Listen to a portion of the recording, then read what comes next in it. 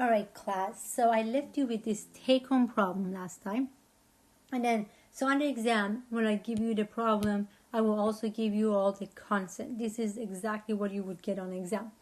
Now, so this was a problem, and what this problem is asking you is that you have 18 grams of water and the water is solid at minus 10 degrees. You know at minus 10 degrees it would be solid, and you want to convert it to gas that is at 110. So it's not just phase change, we also have a bunch of temperature change going on. If you remember, we had this graph last time, right? We have this graph, and I want to quickly go over this graph again to make sure you understand it. So here, this is heat getting applied, and this is temperature. So when you have ice, you're going to, any kind of solid, you're going to apply heat. When you apply heat, the temperature is going to increase, right?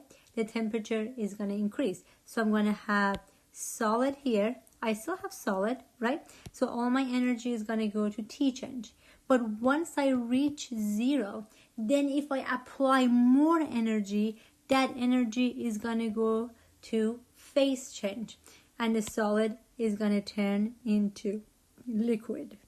Okay? So again, I apply energy, the energy goes towards T change. Once I reach zero for water, then if I apply more energy, then it's going to be a phase change. Solid is going to go to liquid.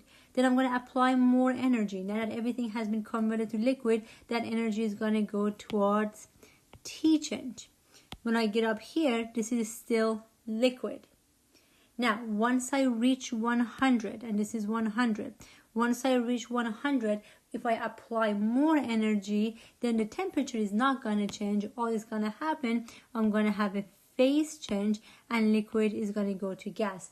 You already know that. If you take a kettle, put water in it, heat it up, once it reaches 100, you cannot get the water to be hotter than 100. It would just evaporate and it goes to the gas phase. And then if you keep heating it up, yep, I can have temperature change, and that's why water vapor is really, really hot. So T change and P change cannot happen at the same time. Just think about this. T change, P change, T change, P change. And you can have phase change at a specific temperature. For water, that is 0, and that is 100. That's when the phase can change. All right. Now, the other thing I ask you to put on a piece of paper when you're doing practice problem is that this phase change, solid to liquid, liquid to gas, when you come down, that's an endothermic reaction. When you go up, that's an exothermic reaction. You already know that if you have water liquid, you have to apply energy. You have to heat it up to go to gas. So it's an endothermic reaction. You need energy. And this one is exothermic reaction. All right, now that we have this, let's go back here. So here our problem, where are we at? And where are we trying to get to? So where we are at minus 10 degrees, and we're going to try to go to 110. So we are right here, and we're trying to get all the way to up here. This is where we're trying to go. We're trying to go from here to here. So the first thing that needs to happen is a T change.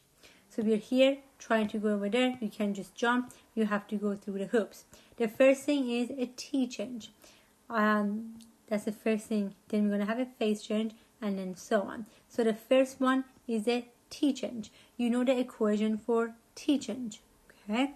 So energy is going to be equal is mass, which is 18 grams. Now, right now, this is ice. So I have to use the specific heat of water solid, which is 2.06 joules over gram degree Celsius. Okay, so it's mass times the specific heat times T final minus T initial. What is my T final? Again, let's go back over here. So I'm at minus 10. I'm trying to go to 0. I'm minus 10 trying to go to 0. And I have to use a specific heat of water solid, because right now this is solid. Okay, so my T final is going to be 0 minus my T initial is 10 degrees Celsius.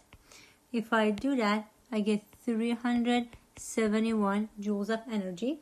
Now what happens is, right now I am at 0 degrees.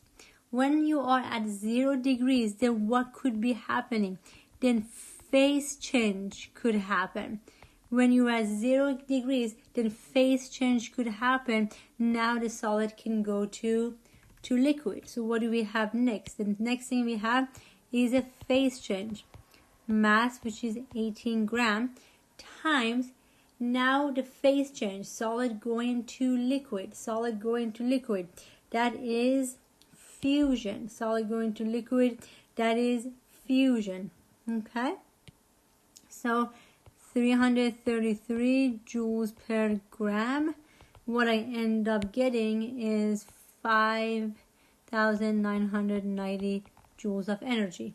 Okay, now where am I? I'm right here. Everything has been converted to liquid. Now if I apply energy, it's going to go towards T change. Okay, so our next thing is T change. So I have 18 grams. Now what am I? Right now I am at liquid. So the specific heat of water liquid is 1.84 joules over gram degree Celsius, because water, specific heat of water for liquid, solid, and gas is different. Make sure what you are. And then what is my T final? Let's go back here. I'm right here. I'm trying to go to 100. So my T final is 100. What is my T initial? 0 degrees. What I get for this T change is 7,530 joules. Okay, now what's going to happen? I am at 100 degrees Celsius. If you are at 100 degrees Celsius, phase change can happen. Now I can go liquid to gas since I'm at that temperature. Okay, so we have to do a P change. Is 18 grams. Now liquid to gas, that is heat of vaporization, right? Liquid to gas, that's the heat of vaporization. So that's the number. Again, I will give you all the constant. You don't have to really memorize them. 2,260 joules per gram. Okay, what I end up getting is 40,700 joules of energy. Okay, now that everything has been converted to gas, where am I? I am right here. If I apply more energy, then I'm going to have a T change. Now I'm going to have a T change. This is a really long problem, but it's good. It has a little bit of everything. So now I am gas. So I'm going to use a specific heat of water gas. That's really key. Now the temperature I'm trying to get to is 110. My initial temperature is 100. So what I end up getting is 365 joules of energy. All right, what do you think you have to do next? So I figured out in each step how much energy I need to get there, right? Each step, how much energy I need. Now the question asks you to get from here to here, how much energy is released or absorbed. So what we have to do, we have to add them up. What we're going to do, we're going to add up all these numbers. We're going to add up this number, this number, this number, and this number. We're going to add them up. If you add them up, what you end up getting, again, I'm limited to 2 sig fig, I get 55,000 joules of energy. Now, is a positive number. What does that mean? That means it's an endothermic process. So energy is required to do this. And you already knew that because we said when we go this way, usually energy is required. When you go the other way, energy is released, because we are going this way. Energy is required. Okay. All right, that was a big problem. Now, let's do another problem similar to this. So here's our next problem. Pause my video and then do this problem, and then we're going to go over it together. And every time I have a tendency to draw this, it helps me a little bit to see where am I and where am I trying to get to.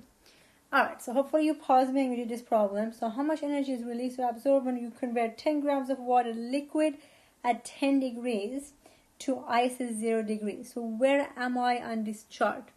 On this chart, I am right here. I'm somewhere right here, okay? And I'm trying to get over here because this is my 0 and this is my 100. So I'm right here. I'm right here and I'm trying to get to ice at 0. I'm trying to get to over here. So what do I need to do? I need to do a T change and I need to do a P change, right? I need a T change and I need a P change. Again, I'm going to tell you how I got there. So you have water liquid at 10. So here would be, this is about 10. And then I'm going to go to ice at 0. This is liquid at 0. This is ice at 0. Now, so I have to do a temperature change first. You know how to do a temperature change first. I will have to, and the other thing I always want you to put down is this. Don't forget solid, liquid, gas. You come down endothermic, you go up is exothermic. Alright, so my first one is a T change. Energy is going to equal mass, which is 10 grams. Specific heat, what am I? I am liquid, so I use a specific heat of water liquid, which is 4.184 joules gram degrees Celsius. What's my T final? I'm trying to get to 0. What is my 10 initial temperature? Initial temperature is 10 degrees. So when I do this, I get minus 418 joules of energy. Okay, now that I am at 0, what can I do at 0? P change. Phase change can definitely happen at 0, right? So phase change can happen at 0.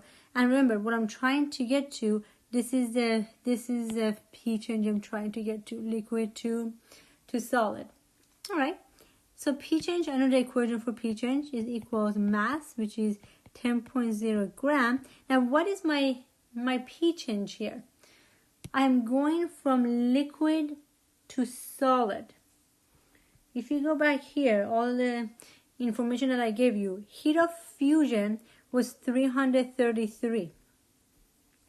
So heat of fusion is when you go from solid to liquid. That was this number. Now I'm going the opposite way. I'm going from liquid to solid. Remember, the distance is the same. So it's the same number, except now I'm going to be releasing the energy. So this one over here is negative 333. I will explain that in 1 second again.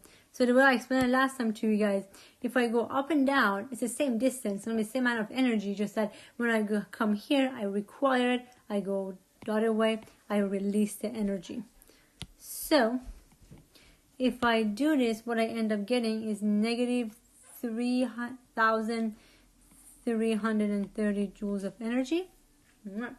So we talked about it last time. What you have to do, you have to add up the number. If you add up the number, you get negative 3,750 joules of energy. And what is this? This is an exothermic reaction. Energy was released, which is kind of what I expected, because we talked about it here. That if you go this way, usually you are applying heat. You go the other way on the graph, you are releasing heat. So heat is released. All right, nice job. Now, we have plenty of time. Let's do another practice problem. Here's our next practice problem. Okay, read this question, pause it and read this question. We're getting a little bit fancier, which is good. We want to get fancier. Now, so you're gonna pause this and read this. In this chapter, all the questions we do, try to draw it out. You have no idea how much is gonna help to draw this out. So what is going on? Here I have a beaker, right? You may not be as talented as I am in drawing, but you can still try. So here's my beaker, and here's my water in here. This is my water, okay? Now, how much water do I have? I have 1 liter of water. You guys agree? Okay. Now, what I have a piece of iron. okay? And what I'm going to do, I'm going to heat this piece of iron and I'm going to add it to water. So I'm going to heat it and I'm going to add it to water. You guys are following me so far? When I do that, the temperature of water at the beginning is 20 degrees and that temperature is going to rise to 32.8 degrees. That makes sense. If I heat up a piece of metal and I add it to water, of course, the temperature is going to get hotter, right? The temperature is going to increase. And I ask you, what was the original temperature of this iron? How much did I heat it up with when I put it in the water? So, there is no phase change here. Do you agree? Nothing is changing the phase. The only thing that is changing is temperature, right? I'm going to heat up a piece of iron and then I'm going to drop it into this water liquid. The temperature of water before I dropped the heated iron was 20. I dropped the hot iron in here. The hot iron metal is going to go to 32.8 degrees. So there's no phase change. But what's going on here, this is really, really key. There is a transfer of energy. There is a transfer of energy. When I heat this up and I add it to this very cold water, what happens? Iron is going to lose energy. Who gets the energy? Water gets the energy, and that's how water is going to get hot. And that's how water is going to get hot. So I'm actually going to write this down because this is very key, that iron is going to lose energy. Who gets that energy? It's a transfer of energy. If one person or one thing lose it, the other one has to get it. And then water is going to get the energy, and that's why it got hot. It's going to get the energy and it's going to get hot. So what's going on here? What's going on here? I have a transfer of energy. I have a transfer of energy going on. And there is no phase change. It's just a temperature change. Okay. So now, if a temperature change, I have to use the temperature change equation. Energy is equal mass times specific heat. That's my T change. Times T final minus T initial, right? Every time I have a temperature change, this is the equation that I have to use. Let's plug it in. We got this. So, what is the mass of water? I said I have 1 liter of water. You know that density of water is 1. Density of water is 1. What does that mean? What does that mean? That's really, really key to kind of think about this. I want to actually put it on this piece of paper. Density of water is always 1. What that means is if I have 1 ml of water, that's 1 gram. If I have 2 ml of water, that's 2 grams. Think about this because density of water is 1 gram per milliliters. So here, what I have 1.00 liter of water. I can think about in terms of milliliters because density of water is 1 gram per ml. So 1 liter is 1,000 milliliter, which means is 1,000 grams. And that's what they give you the density. Every time they give you a density, you can convert volume to mass. I need you to remember that when you move on to Chem 1B. Make a note of it. Every time they give you a density, that's the way you can convert volume to mass. So here I have volume of water. I have a density of water. I can convert it to mass of water. Alright. So what that means is mass of water is 1,000 gram. This is specific here of water liquid, 4.184 joules over gram degree Celsius. All the units are great. The final temperature of water was 32.8, right? The water was originally 20 degrees. If I add it, even to 32.8 degrees. So what I end up getting is 53555.2 joules, and is a positive number. Okay. Now what does this number tells me? What does it tell me?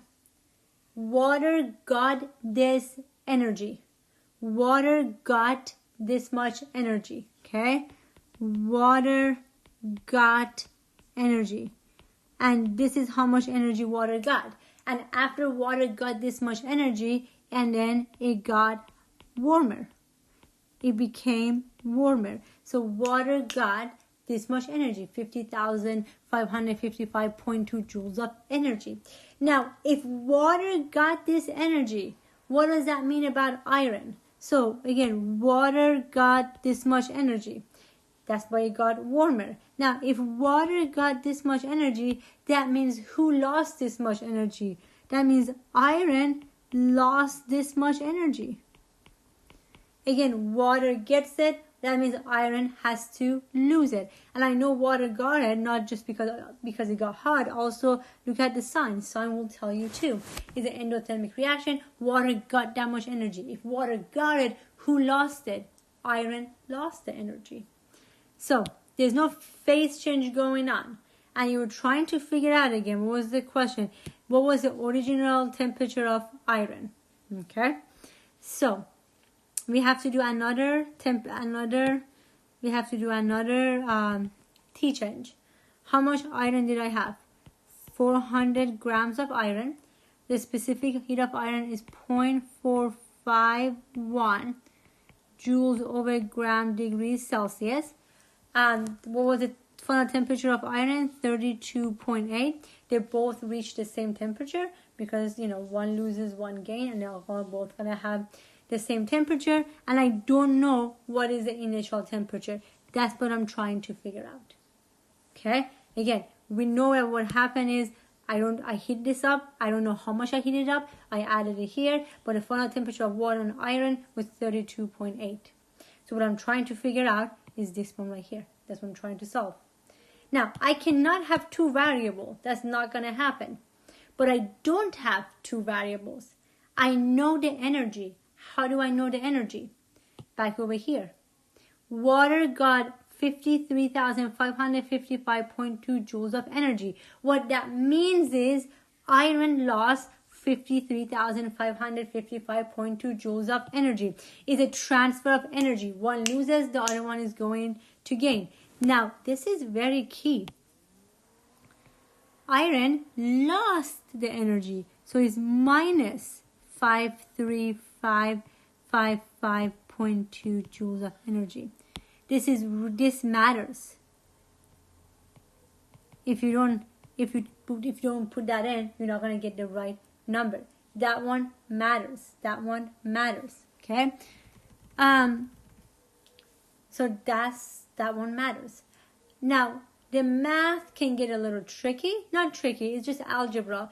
But make sure you go through the math. And I'm actually going to go through the math with you just in case to make sure that you get it down. So again, what we have here, we had 400. You know what? Let me go to next page so I have plenty of room to show you. So we had 400 grams times the specific heat, which is 0.451 joules grams degrees Celsius. And then the T final was 32.8. And I'm trying to figure out the X. And we know that that this much energy was lost by iron. Okay? So then the way that I'm going to do the math, again, there's many ways to do the algebra. What I'm going to do, I'm going to multiply these together.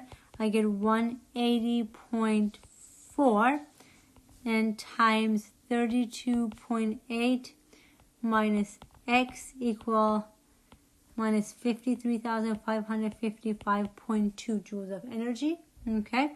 Now what I'm going to do, what I have to do is to multiply this out. So then what I get is 5917.2 minus 180.4x. I know you know the math, but I just want to make sure we're on the same page.